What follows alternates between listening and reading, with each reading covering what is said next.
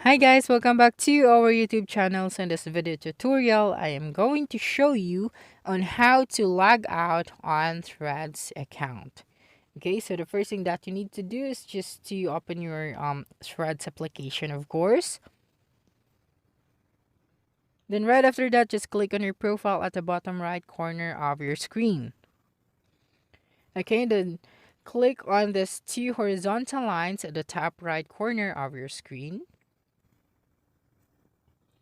Okay, and then from the list of the options under the settings, you'll be able to see the lag out option. So you just have to click on it.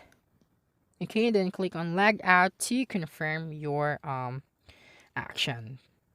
Okay, so that's it. Don't forget to subscribe to our YouTube channel for more video tutorials in the future. Bye bye.